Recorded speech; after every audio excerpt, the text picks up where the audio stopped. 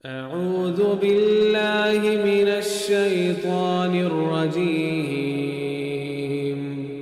بسم الله الرحمن الرحيم.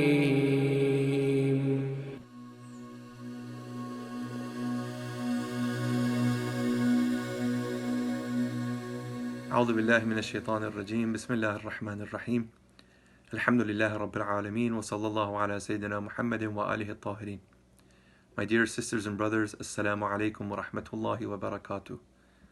On this day of celebration, let us take a moment to reflect on what it is that we accomplished in this month. Allah subhanahu wa ta'ala tells us in Surah Al-Baqarah verse 183 that the prescription of fasting was to assist us in the acquisition and the intensification of taqwa, لَعَلَّكُمْ تَتَّقُونَ. Throughout this month, Allah has shown us that every action can be fashioned to assist us in the pursuit of taqwa. Every breath that we take, whether we are asleep or we are awake, helps us become better people. We've been reminded that even the smallest acts of worship and charity are invaluable. Reading a single ayah of the Quran in this month was equivalent to completing the Quran in other months, and feeding a single believer iftar effaced a year's worth of sin. It was a month that we were reminded not only of the less fortunate, but of the oppressed, the marginalized, and the downtrodden.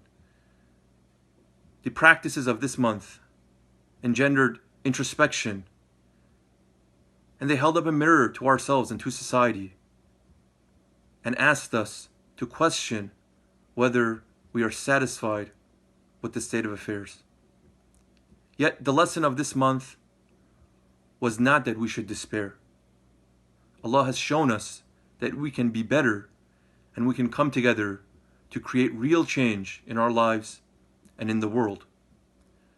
Through the mechanism of tawbah, we purged ourselves of all that was superficial, all that was artificial, of the sins that prevent us from being the best version of ourselves. The cathartic and restorative element of tawbah, of repentance, has rehabilitated our confidence in Allah and in ourselves.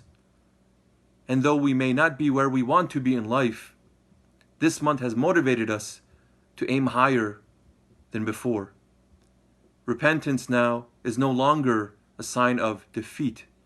It is a yearning for something much greater. And hence, on this day of Eid, even, we ask Allah subhanahu wa ta'ala to preserve and to intensify the spirit of repentance and the spirit of yearning. And this is exactly how Imam Zainul Abidin bids farewell to this month. In Dua 45 of the Sahifa, he states, Allahumma inna natubu ilayka fi yawmi fitrina.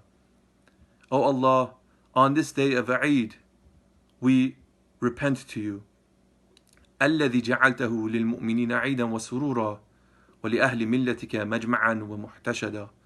On this day that you have appointed a day of celebration, of joy, of festival, of gathering, and of assembly for those who follow your path. But on this day, we ask you to forgive us من كل ذنب أذنبناه, from every mistake and misdeed that we performed. أو سوء أسفلناه, any ill work that we sent ahead. أو خاطر شر أضمرناه, or any evil thought that we secretly conceived.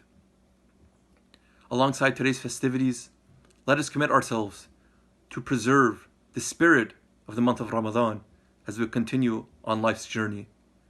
May the Quran be ever present in our lives, and may its contemplative recitation illuminate our homes. May the spirit of charity and open-handedness flourish.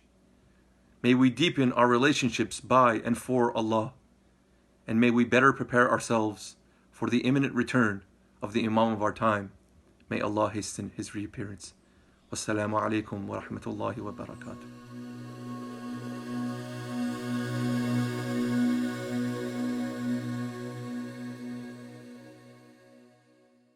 Bismillahir Rahmanir Rahim. Assalamu alaikum wa rahmatullah. And Eid Mubarak to all members of our community and all Muslims throughout the world. on this very blessed occasion of Eid al-Fitr. We often think of Eid al-Fitr as the end of the month of fasting, the month of Ramadan, when we spend time in worship and reading Quran and trying to better our character and our relationship to Allah. But in reality, Eid al-Fitr is not the end of the month of Ramadan. Eid al-Fitr is the beginning of the month of Shawwal.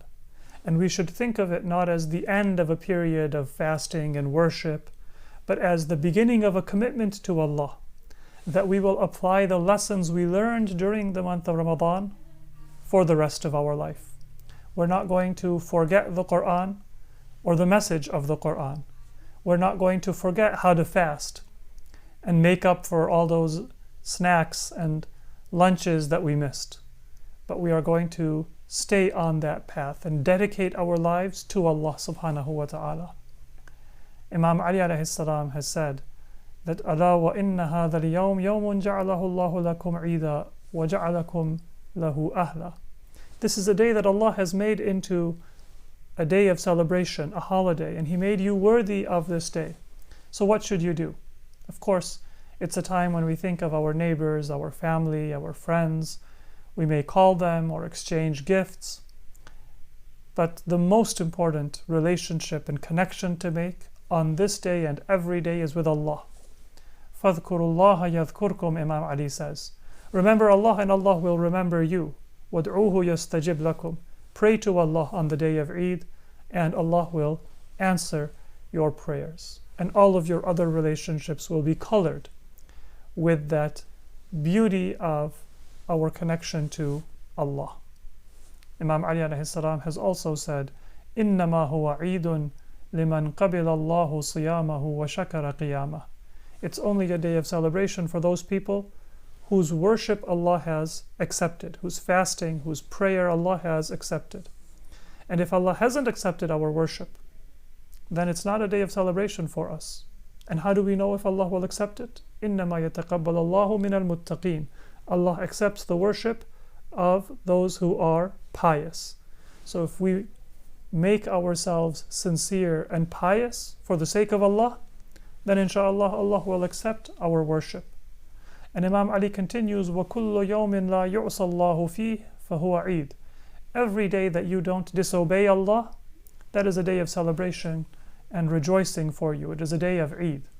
And so we pray to Allah on this day of celebration that He bless us, protect us from evil and from sin, and therefore He makes every day of our life a day of Eid, as Imam Ali said, a day in which we come closer to Allah and don't do anything which is displeasing to Allah.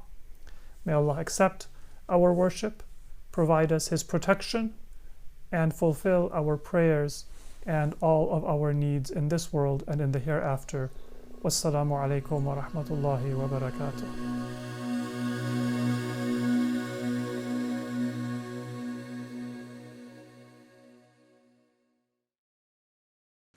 Assalamu alaikum wa rahmatullahi wa barakatuh.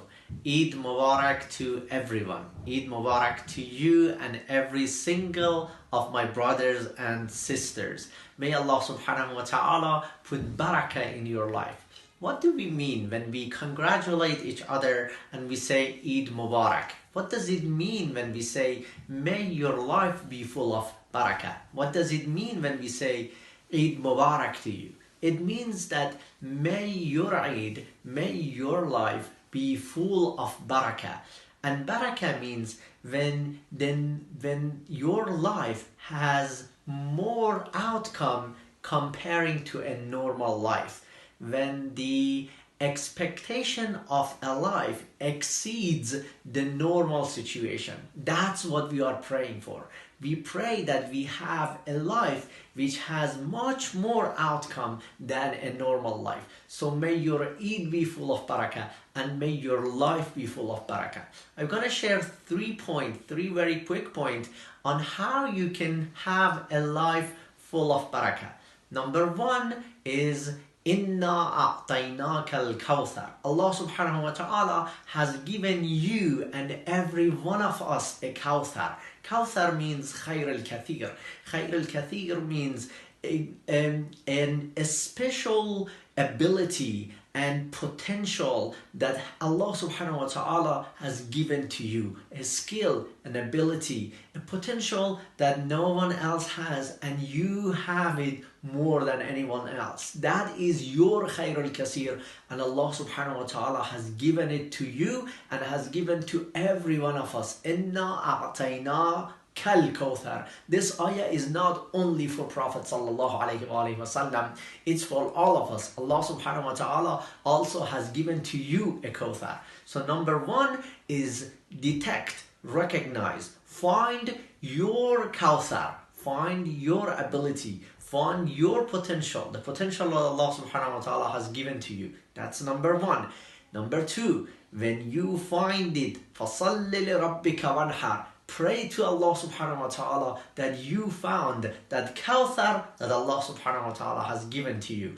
And number three is that when you found that, do a qurbani, wanhar, do a qurbani and go for it and try to actualize that potential, right? But how you would be able to do so is from a hadith from Prophet sallallahu alaihi wasallam, an advice that Prophet sallallahu alaihi wasallam gave to Abu Dharr alayhi salam.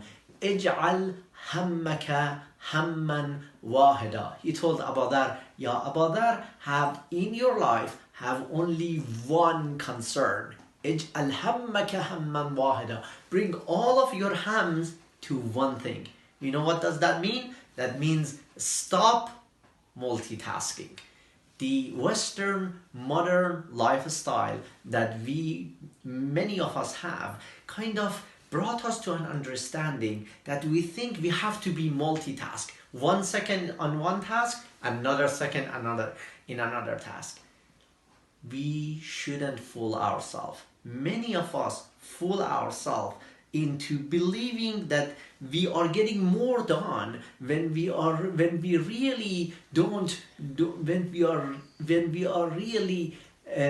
accomplishing much less when we multitask.